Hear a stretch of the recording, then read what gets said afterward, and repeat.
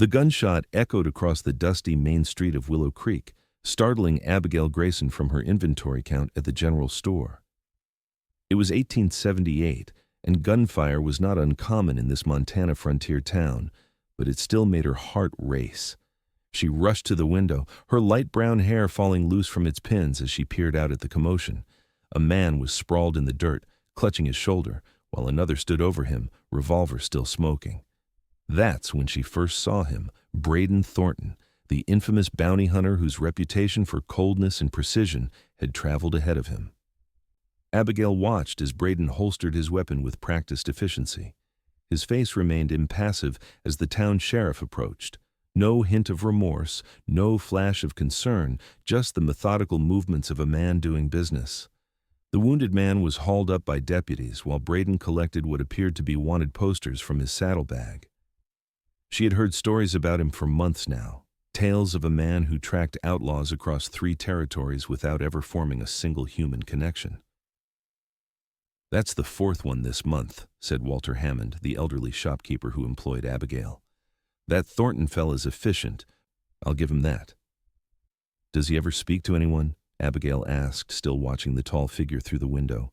His broad shoulders were squared beneath a worn leather duster, his dark hat pulled low over eyes she had yet to see clearly. "Not unless it's about bounties or boarding for his horse. Man's got ice water in his veins, I reckon. Never seen him smile, never seen him drink with the boys at the saloon.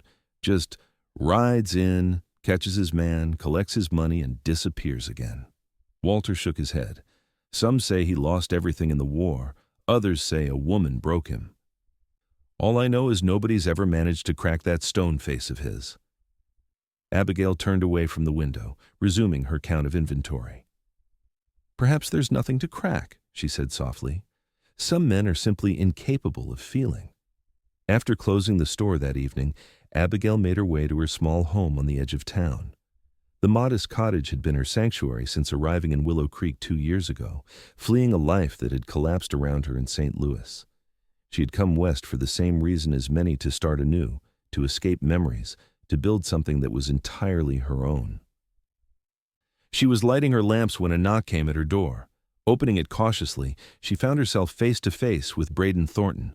Up close, he was even more imposing tall, with features carved from granite and eyes the color of a winter sky.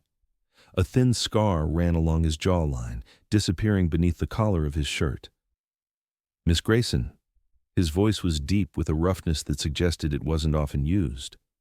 "Yes?" She kept one hand on the door, ready to slam it if necessary. "Sheriff Daniels said you might have some medical supplies. My horse threw a shoe and took a bad fall, cut up his leg pretty bad." Abigail hesitated. Since her father had been a doctor, she had brought his medical bag west with her and occasionally helped with minor injuries in town. "Where's your horse now?" "Tied up at the livery. Stableman's with him, but he's no good with wounds." She nodded, retrieving her father's bag from beside her desk. "I'll come have a look." They walked in silence to the livery stable, the distance between them carefully maintained. At the stable, a magnificent chestnut gelding stood nervously, a deep gash visible on his right foreleg. "Easy, copper," Braden said, his tone changing subtly as he approached the animal. He stroked the horse's neck with a gentleness Abigail hadn't expected from those calloused hands. She knelt beside the injured leg, examining the wound. "It's deep but clean. I can stitch it, but he'll need rest for at least a week. You won't be riding out tomorrow, Mr. Thornton." Something flashed across his face. Frustration, perhaps, or resignation. "I've got a man to track heading toward Idaho Territory." "Then you'll be tracking him with a lame horse, or no horse at all if this gets infected," she replied firmly, already cleaning the wound.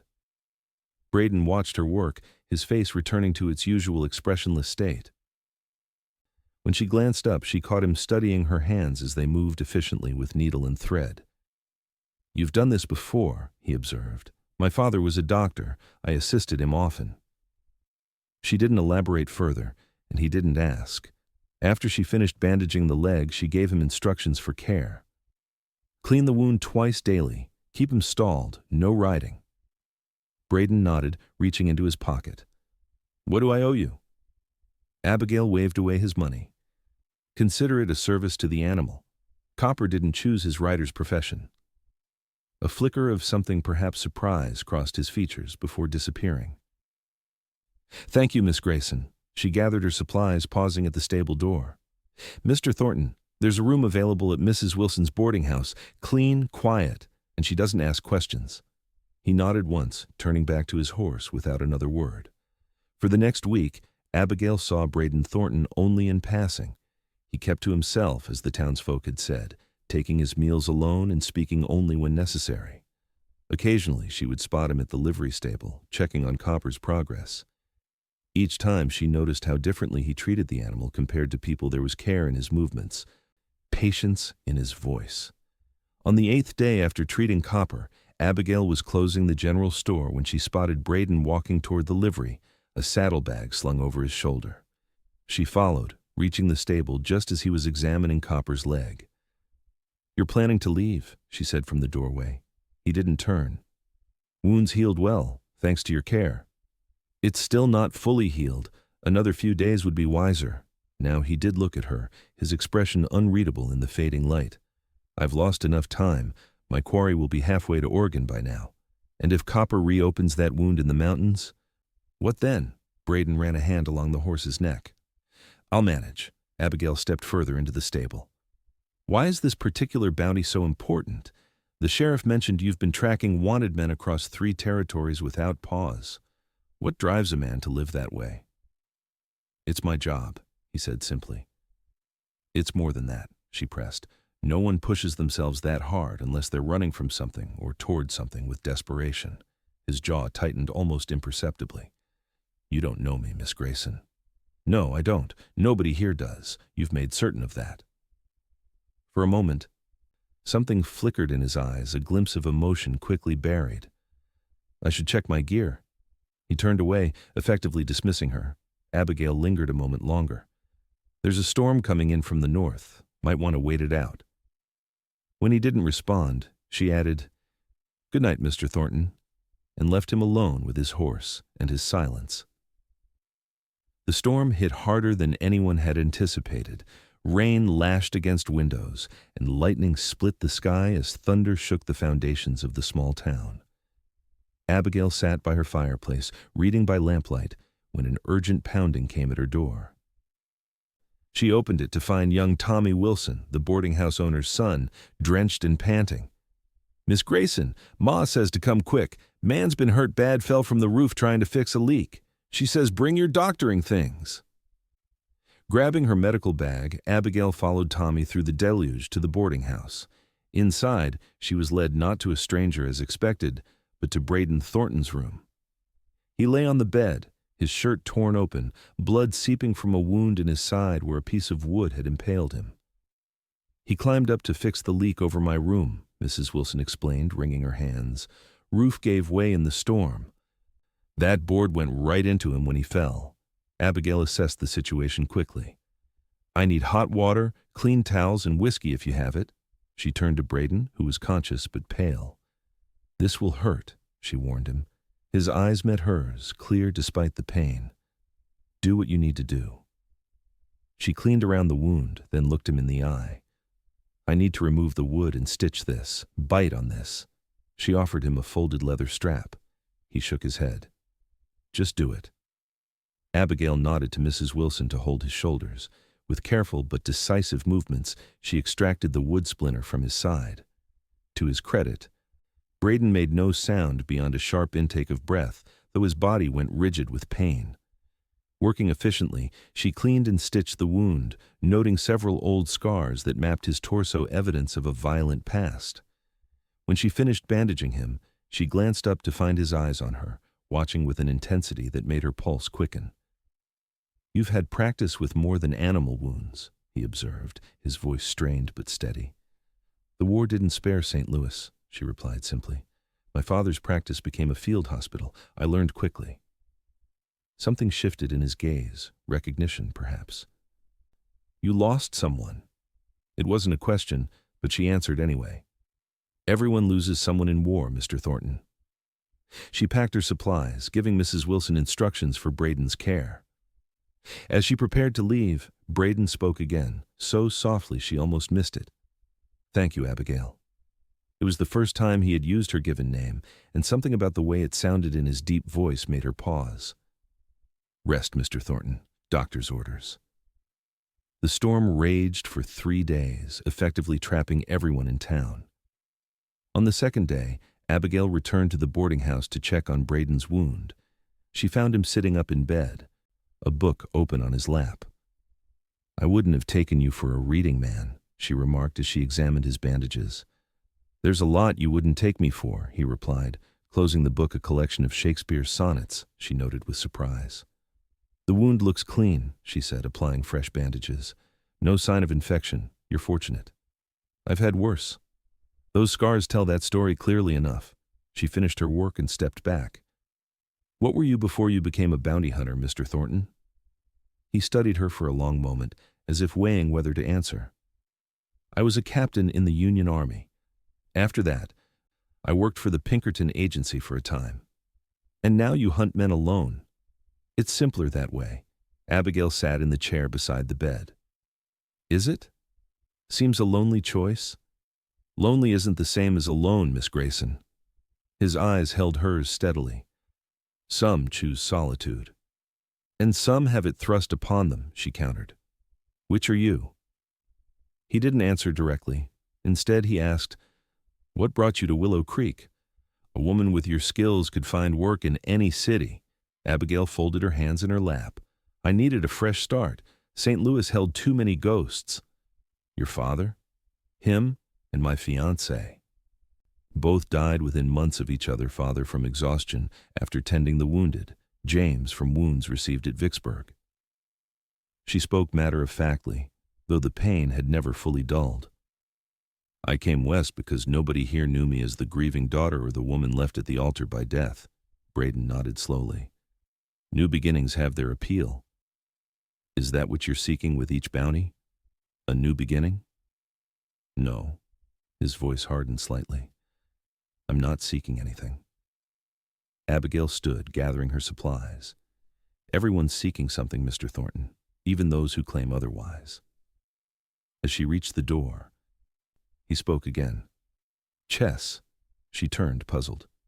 "Pardon?" "I play chess. If you know the game and find yourself bored during this storm, I would welcome the challenge." Surprised by the invitation, Abigail nodded. "I'll bring my father's set tomorrow." The next afternoon, Abigail returned with a wooden chess set tucked under her arm.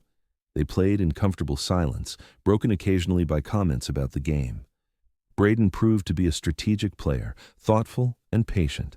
By their third game, they had begun to talk more freely. "You're quite good," he remarked after she captured his knight. "Your father taught you?" "Yes. We played nearly every evening after dinner." She smiled at the memory. "He never let me win, said it wouldn't serve me to be coddled." "Wise man." "He was." She studied the board. "Your move." Braden moved his bishop. "Were you planning to follow in his footsteps? Become a doctor?" Abigail shook her head. "Women aren't exactly welcomed in medical schools. I considered it, but father thought I should focus on finding a good husband." She moved her queen. He was progressive in some ways, traditional in others. "And what did you want?" The question surprised her. Few had ever asked. "I wanted to help people, to use what I knew. After father died, I worked as a nurse for a time, but..." She trailed off. "The memories were too present," he finished for her. "Yes." She looked up at him. "Is that why you work alone? Memories?" Braden was silent for several moves before answering. "During the war, I led men into battle. Watched them die following my orders. After that, with the Pinkertons, I had partners. Lost 2 of them during a bank robbery in Chicago." "So you decided no more partnerships." "I decided no more responsibility for others' lives." He captured her rook. "It's simpler to be accountable only for myself." "And the men you hunt? You're not responsible for them?" His expression hardened slightly. "They made their choices when they broke the law. Everyone has a story, Mr. Thornton, even the men you hunt. Having a story doesn't excuse one's actions." "No," she agreed. but understanding those stories might make the world less black and white. They played in silence for several more moves before Braden spoke again. The man I was tracking before the storm, he killed a family in Denver, parents and 2 children, left only an infant alive crying in a cradle. His voice remained even, but his knuckles whitened around the chess piece he held. Some acts have no justification, no matter the story behind them. Abigail studied his face, seeing past the mask of indifference to the anger beneath.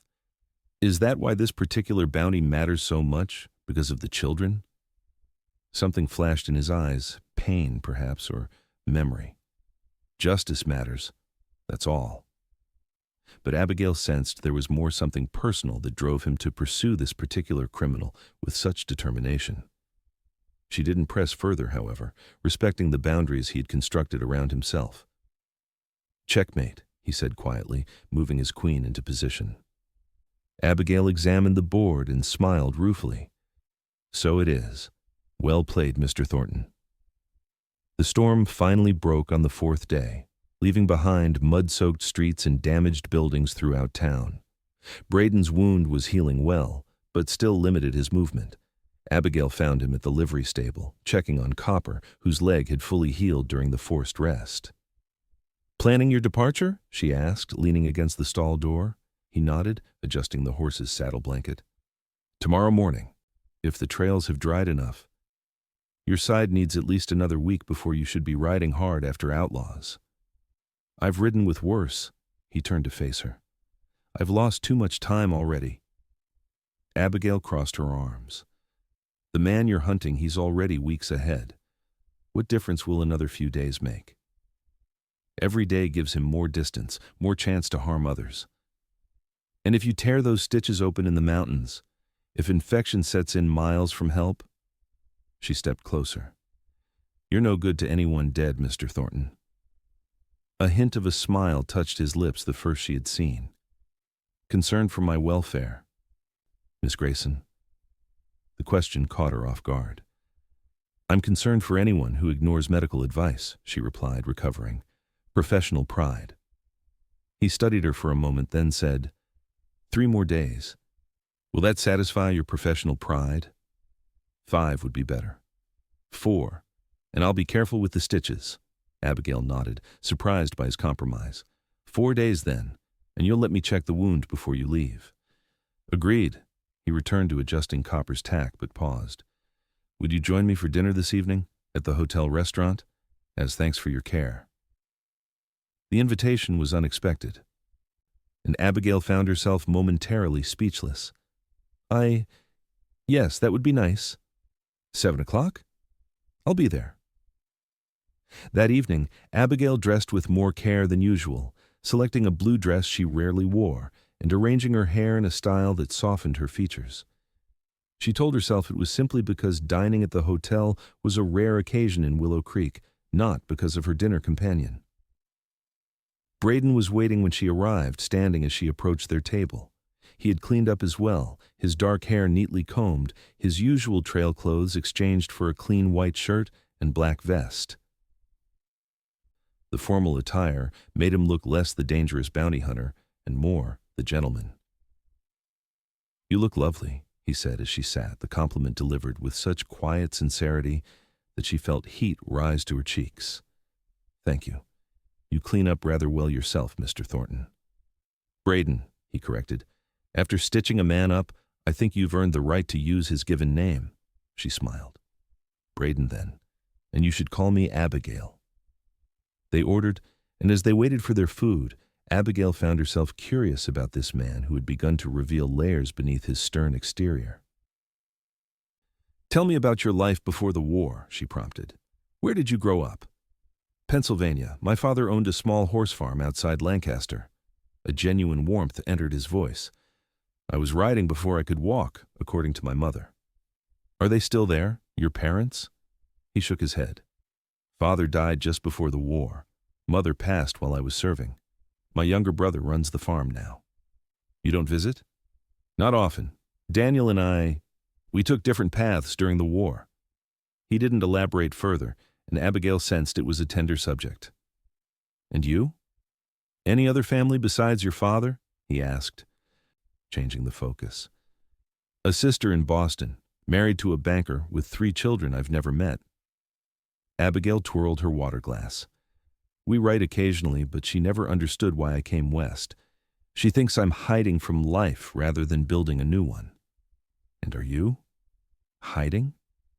The directness of the question made her pause. Perhaps I was at first. But now, I've found purpose here. The town needs someone with medical knowledge. I'm needed. Is being needed enough? The question hung between them, strangely intimate. Before she could answer, their food arrived, providing a welcome distraction. As they ate, the conversation shifted to lighter topics, books they had read, places they had seen. Braden revealed an unexpected knowledge of literature and history, evidence of an education at odds with his current profession. Abigail found herself laughing at his dry observations about the authors whose works they had both read, discovering a subtle humor she hadn't expected from him. "You should laugh more often," he said suddenly. "It suits you." The comment caught her off guard. "I laugh when there's cause," she replied. "Perhaps there hasn't been much cause lately. Perhaps we all need to find more reasons." His eyes held hers for a moment longer than necessary before he looked away, a hint of discomfort in his expression, as if he had revealed more than intended. After dinner, he walked her home through the quiet streets. The night was clear, stars speckling the vast Montana sky. They walked in comfortable silence until reaching her cottage. At her door, Abigail turned to him. "Thank you for dinner. It was unexpectedly pleasant." "You expected it to be unpleasant?" A hint of amusement lifted the corner of his mouth. "I expected it to be stilted." "You're not known for conversation." "Perhaps I simply needed the right conversational partner." The words were spoken softly, almost to himself. Abigail studied his face in the moonlight, noting how it had softened from the hard mask he usually wore. "Good night, Braden," he nodded. "Good night, Abigail." He waited until she was inside before turning to leave. As she prepared for bed, Abigail found herself replaying moments from the evening, the sound of his rare laugh, the intensity of his gaze when he thought she wasn't looking, the way his hand had briefly touched hers when reaching for the salt. Small moments that should have meant nothing, yet lingered in her mind with unexpected persistence. The next 3 days passed in a strange new rhythm. Braden would stop by the general store in the afternoons, ostensibly to purchase supplies for his upcoming journey. Their conversations extended beyond mere pleasantries, however, ranging from debates about literature to discussions of their differing views on justice and redemption. In the evenings, they would play chess in the hotel lobby, drawing curious glances from townspeople unaccustomed to seeing the solitary bounty hunter engaged in such social activity. Abigail became aware of gossip circulating speculation about their relationship, questions about what a respectable woman like herself saw in a man like Thornton. She ignored the whispers. For the first time since arriving in Willow Creek, she felt truly engaged with another person, challenged intellectually and emotionally in ways she had missed without realizing it. On the 4th day, Braden came to the general store just before closing. "I'll be leaving at first light," he said without preamble. Abigail nodded, trying to ignore the disappointment that settled in her chest. "I should check your wound one last time." "That's why I'm here." She led him to the back room of the store, where she kept her medical supplies. He removed his shirt without prompting, revealing the healing wound on his side. Abigail examined it professionally, despite her awareness of his proximity and the steady rhythm of his breathing. "It's healing well," she said, her fingers lightly tracing the scar forming along the stitches. "You can remove the stitches in another week, carefully. I've done it before." "I'm sure you have." She stepped back, returning to safer professional distance. "Try not to reopen it if you can help it." He nodded, pulling his shirt back on. "I wanted to thank you for your care and your company these past days." "It was my pleasure," she replied honestly. He seemed about to say something more, then hesitated. "I should finish packing." "Of course." She walked him to the door. "Be careful out there, Braden." He paused at the threshold. "I'll return when I've completed this job, if that's amenable to you." The implication that he would come back specifically to see her hung in the air between them, Abigail found herself nodding. I'd like that. Something in his expression softened. Goodbye, Abigail. Goodbye. She watched him walk away, wondering why his departure left such a hollow feeling in her chest. They had known each other barely 2 weeks, most of that time spent with him recovering from injury. Yet somehow, he'd carved a space in her daily life that would now stand empty. The following morning, she rose early and went to her porch, knowing she might catch a glimpse of him riding out. Sure enough, just as dawn broke, she saw a lone figure on horseback heading out of town, silhouetted against the rising sun. She raised her hand in farewell, though she knew he couldn't see her from that distance. Days turned into weeks with no word from Braden. Abigail returned to her routine working at the general store, tending to minor medical needs in town, reading alone in her cottage in the evenings. Yet she found herself watching the road more often, scanning the faces of riders coming into town, hoping to see a familiar figure on a chestnut gelding. It was nearly a month after his departure when Sheriff Daniels stopped by the store, his expression grim. Miss Grayson, got some news you might want to hear, he said, removing his hat. Her heart constricted. What is it? Got a telegram from the marshal in Helena. Thornton caught up with that murderer he was chasing, fellow named Rollins. There was a shootout. He hesitated. Thornton was wounded, but he got his man. How badly is he hurt? She asked, gripping the counter for support. Telegram didn't say much, just that he was recovering at the doctor's office in Helena after taking a bullet. Thought you'd want to know, seeing as you two seemed friendly before he left. Thank you, Sheriff. She kept her voice steady despite the turmoil inside. I appreciate you telling me. After the sheriff left, Abigail closed the store early, needing time alone to process her reaction to the news. The depth of her concern surprised her. She had known Braden only briefly, yet the thought of him lying wounded in a distant town filled her with an anxiety she hadn't felt since the war. That evening, she made a decision. The next morning, she boarded the stagecoach to Helena. The journey took 2 full days of uncomfortable travel. When she finally arrived in Helena, dusty and tired, she made her way directly to the doctor's office on the main street. The receptionist, a stern-looking older woman, eyed her suspiciously. I'm here to see Brayden Thornton, Abigail explained. I'm a friend from Willow Creek. Mr. Thornton isn't seeing visitors, the woman replied coolly. I have medical training. I treated his previous injury, Abigail persisted. Please tell him Abigail Grayson is here. The woman hesitated, then disappeared into a back room. She returned moments later, her expression surprised. You can go in, 3rd door on the right. Abigail found Braden sitting up in bed, his left shoulder and upper chest heavily bandaged. His face was pale, with dark circles under his eyes, speaking of pain and sleepless nights. He looked up as she entered, genuine surprise crossing his features. Abigail? His voice was weaker than she remembered, but the intensity in his eyes remained unchanged. What are you doing in Helena? Sheriff Daniels received a telegram about your injury. She moved to his bedside, automatically checking his bandages with a professional eye. I was concerned. You traveled 2 days by stagecoach because you were concerned? Disbelief colored his tone. Yes. She met his gaze directly. Would you have preferred I didn't? A complex array of emotions crossed his face before he finally said, No. I'm glad to see you. Abigail pulled a chair closer to the bed. What happened? Rollins was hiding in an abandoned mining camp. I found him. But he had a partner I didn't know about. His jaw tightened. Got careless, took a bullet while dealing with Rollins. But you captured him? He's dead. Braden's voice was flat. His partner escaped. Abigail absorbed this information silently. Finally, she asked, What did the doctor say about your wound? Bullet went through clean. No major damage, but I lost blood. He wants me to rest for at least 2 weeks. And will you? Rest, that is? A shadow of a smile touched his lips. Do I have a choice, with you here to enforce it? No, she replied firmly. You don't.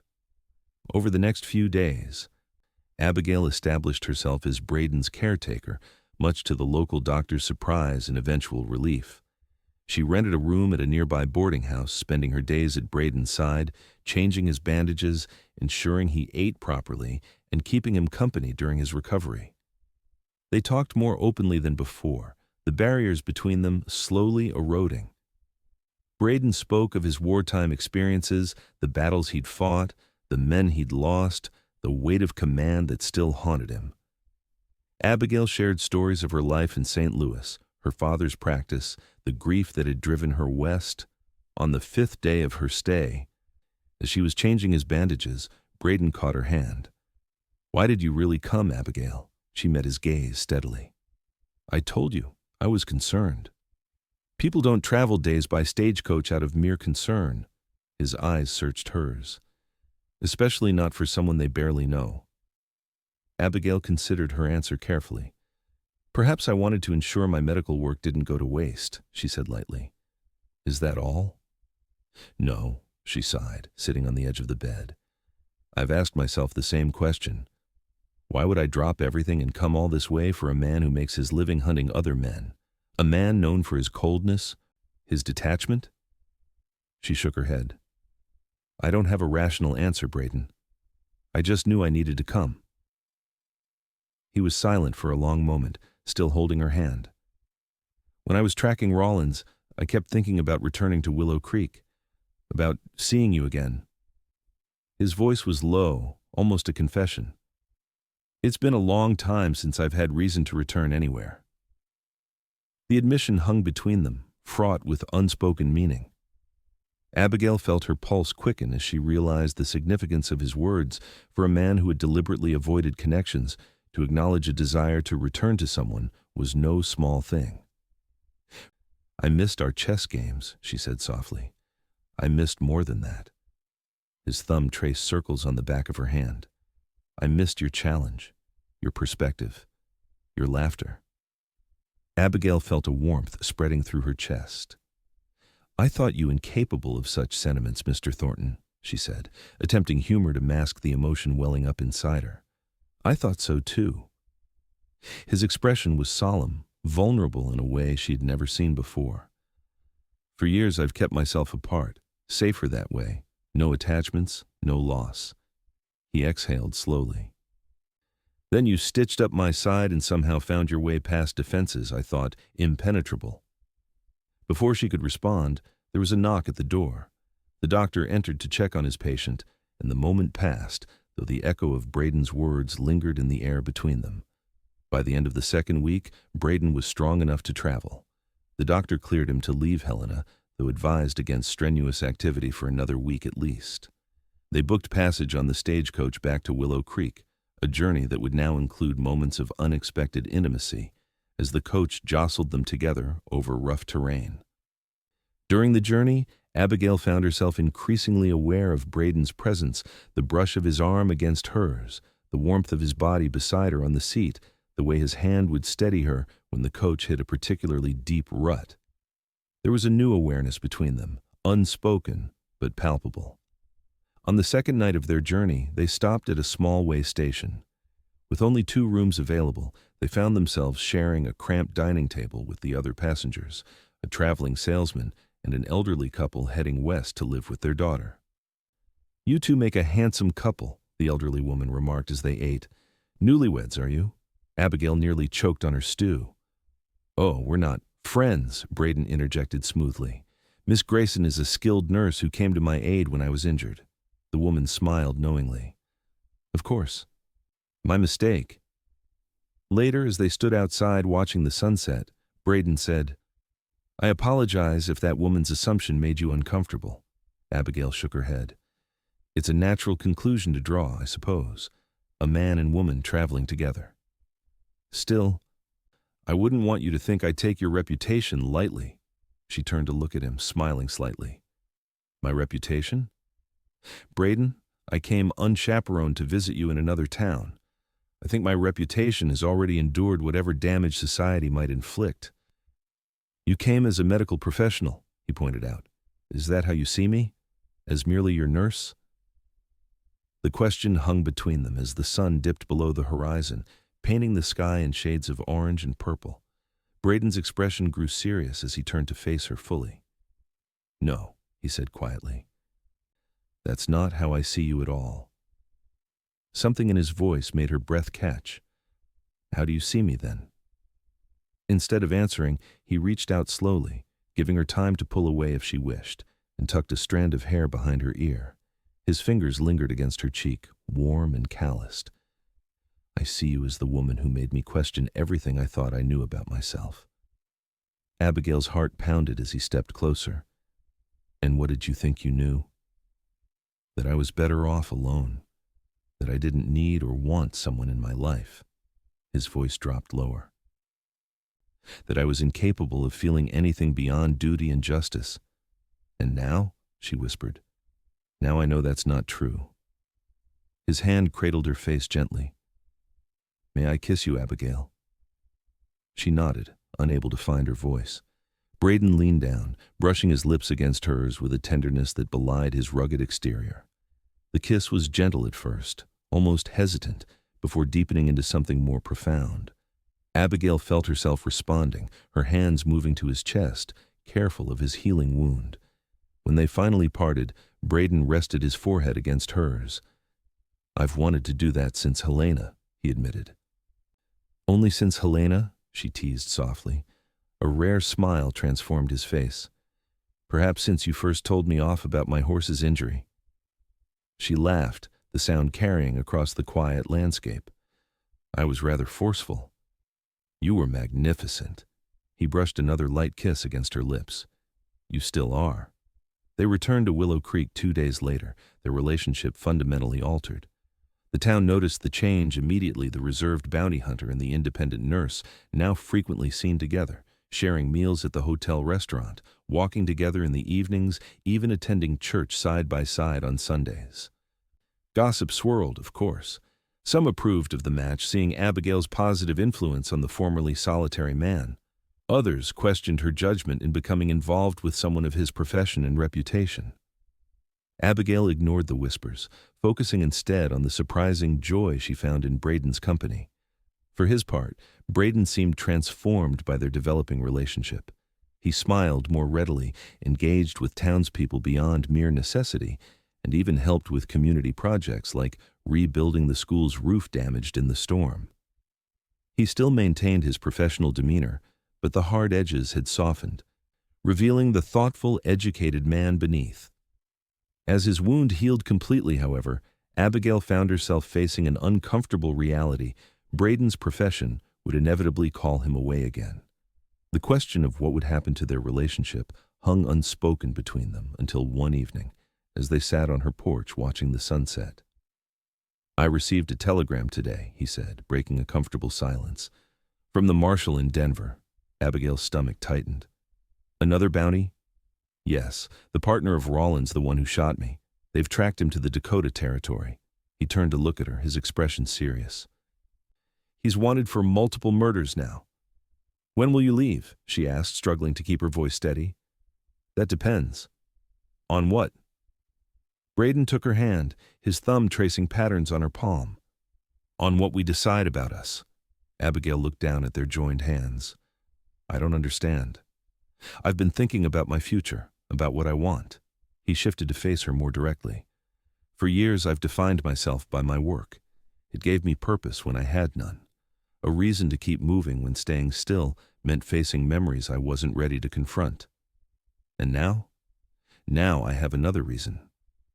A reason to come back." His eyes held hers intently. "Or perhaps a reason to stay." Abigail's breath caught. "Are you saying you'd give up bounty hunting?" "I'm saying I'm open to alternatives." He squeezed her hand gently. "The marshal offered me a position as a deputy U.S. marshal based in Helena. It would mean more stability, less traveling, a real home." "In Helena," she repeated, trying to process what he was suggesting.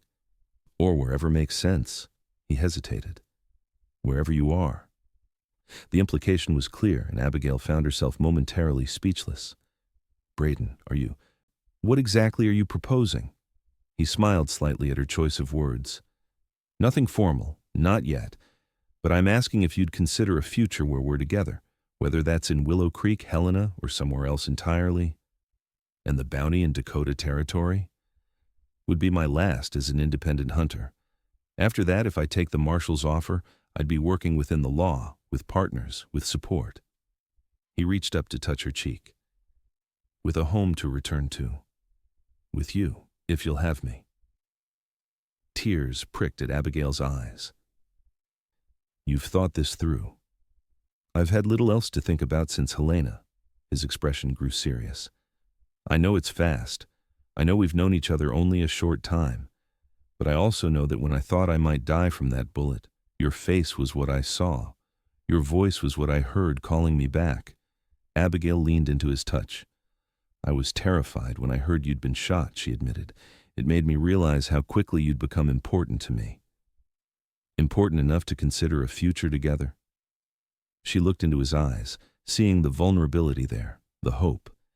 This man who had been described to her as cold, detached, incapable of forming connections, was now offering her his heart, his future, his life. Yes, she said softly. Important enough for that. Relief and joy transformed his face as he pulled her into a gentle embrace. I'll need to go to Dakota Territory, he said against her hair, to finish this last job, to close that chapter properly. I understand. And she did. Despite her fears for his safety, she understood his need for closure, for completing what he had started. Promise me you'll be careful. I promise. He drew back to look at her. And I promise to come back to you. I'll hold you to that, Mr. Thornton, she said, attempting lightness despite the emotion tightening her throat. He kissed her then, a kiss filled with promise and future, and hope. When they parted, he said, There's something else I should tell you, about why Rollins and his partner matter so much to me. Abigail listened as Braden finally shared the full story, how the family murdered in Denver had included his cousin's wife and children, how he had promised his grieving cousin justice, how personal this last hunt truly was. Now I understand why you pushed yourself so hard, she said when he finished. Family is a powerful motivator. It is, he took her hand again, which is why I need to finish this, for my cousin, for his wife and children. And then I can begin something new, something for us. Braden left for Dakota Territory 3 days later. Their parting was difficult, but strengthened by the promises they had made. Abigail resumed her normal routine in Willow Creek, though everything felt different now, infused with anticipation of his return and the future they had begun to plan. Weeks passed with occasional telegrams updating her on his progress. Then, for 10 days, nothing. Abigail tried to quell her rising anxiety, telling herself that the Dakota Territory was vast and remote, telegraph offices far between. Still, she found herself watching the road more frequently, startling at every rider who entered town. It was a rainy afternoon when Sheriff Daniels came to the general store, his expression grave. Abigail's heart sank at the sight of him. Miss Grayson, he began, removing his hat, got a telegram from the U.S. Marshal's office. She gripped the counter, bracing herself. About Braden? The sheriff nodded. There was a confrontation with Rollins' partner, place called Devil's Fork. He hesitated. Thornton was wounded again, but he got his man. Telegram says he's recovering in Deadwood. Relief flooded through her. He's alive? Yes, madam. Wounded, but alive. The sheriff handed her the telegram. There's more. Says he'll be returning as soon as he's able to travel, with papers accepting the marshal's position in Helena. Abigail read the telegram herself, fingers tracing over the words as if to confirm their reality. He was coming back. He had taken the position. Their future was still possible. 2 weeks later, Abigail was closing the store when she heard a horse outside. Looking through the window, she saw a familiar figure dismounting from a chestnut gelding. Despite the bandage visible at his collar and the careful way he moved, Brayden Thornton had never been a more welcome sight. She rushed outside, propriety forgotten as she threw her arms around him. He winced slightly but held her tight, burying his face in her hair. You came back, she whispered. I promised I would. He drew back to look at her, his eyes drinking in her face as if memorizing every detail. and I keep my promises." That evening, they sat on her porch, his arm around her shoulders as he told her about the final confrontation, the wound that had nearly taken his life, and his decision to accept the marshal's position. "I start in a month," he said, "based in Helena, but with jurisdiction throughout the territory." "A month," she repeated. "That's soon." "It is." He shifted to face her more directly. "Which brings me to a question I've been wanting to ask." Abigail's heart quickened as he reached into his pocket and produced a small wooden box. Opening it, revealed a simple gold ring with a small diamond. "I know traditional courtship would have me court you properly for months before asking," he said, his voice low and serious. "But our path has been anything but traditional from the start." He took her hand. "Abigail Grayson, I love you. I never thought I would say those words to anyone, never thought myself capable of the depth of feeling I have for you. Would you do me the extraordinary honor of becoming my wife?" Tears blurred her vision as she nodded. "Yes," she managed. "Yes, I will." He slipped the ring onto her finger, then kissed her with a tenderness that spoke volumes of his love. When they parted, he rested his forehead against hers. "I was so sure I was meant to be alone," he confessed, "that after everything I'd seen and done, I didn't deserve happiness, connection, love." "What changed your mind?" she asked softly. Braden smiled, a full, genuine smile that transformed his face. "You did. You saw past the walls I built. You challenged me, cared for me, made me want to be more than just a man hunting other men." He kissed her again, briefly. "My heart was waiting for yours to open it." Abigail's own heart swelled at his words. "And here I thought you incapable of such poetic sentiment, Mr. Thornton." "I contain multitudes, Mrs. Soon-to-be Thornton," he replied, a hint of mischief in his eyes. "A lifetime won't be enough for you to discover them all." "A lifetime," she repeated, leaning into his embrace. "I like the sound of that." They were married 2 weeks later in Willow Creek's small church, with the entire town in attendance. Even Braden's brother Daniel traveled from Pennsylvania for the ceremony, the brothers reconciling after years of estrangement. Abigail wore her mother's wedding dress, modified by the town's seamstress, while Braden cut a handsome figure in a new suit purchased specifically for the occasion. After the ceremony, as they greeted well-wishers at the reception held in the hotel dining room, Walter Hammond approached them with a smile. "Never thought I'd see the day," the elderly shopkeeper said, shaking Braden's hand. "When you first rode into town, I told Miss Abigail here that you had ice water in your veins. Seems I was wrong." Braden smiled, his arm around his new wife's waist. "You weren't entirely wrong, Walter. It just took the right person to thaw me out." They left for Helena the following day, their belongings packed in a wagon Braden had purchased for the journey. Abigail had sold her cottage and resigned from the general store, though she planned to seek work with a doctor in Helena, or perhaps even open a small practice of her own, focusing on women and children. As they departed Willow Creek, Abigail looked back at the town that had been her refuge after losing so much. "I never expected to find love here," she said. "When I came west, I was running from heartbreak, not toward happiness." "Sometimes the best things find us when we've stopped looking," Braden replied, his hand covering hers on the wagon seat. "I certainly wasn't looking for a stubborn, intelligent woman to upend all my carefully constructed solitude." "Upend?" She raised an eyebrow. "Is that how you see our relationship? As a disruption?"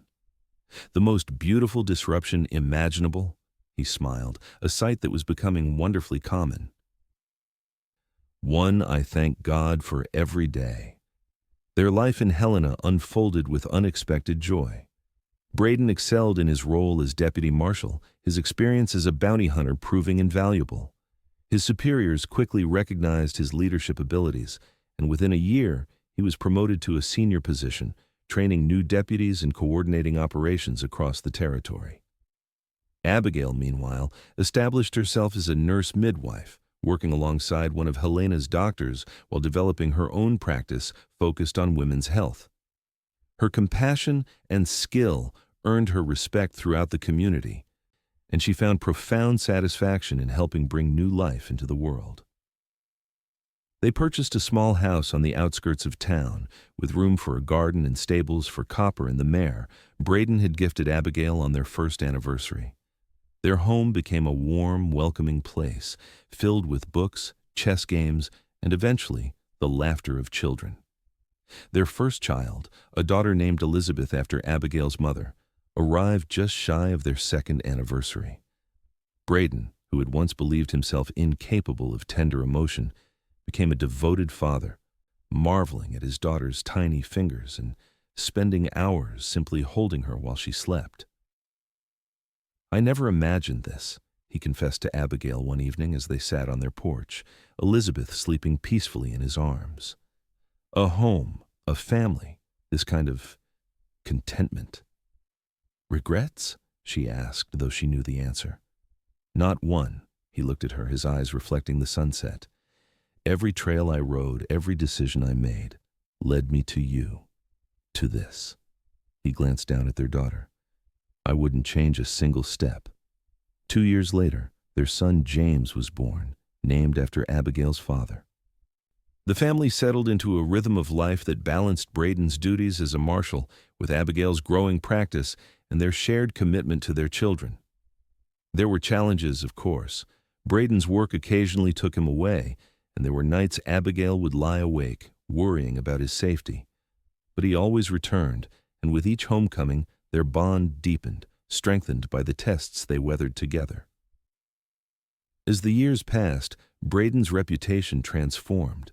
No longer known as the cold, solitary bounty hunter, he became respected as a fair and compassionate lawman, someone who understood the complexities of justice and mercy.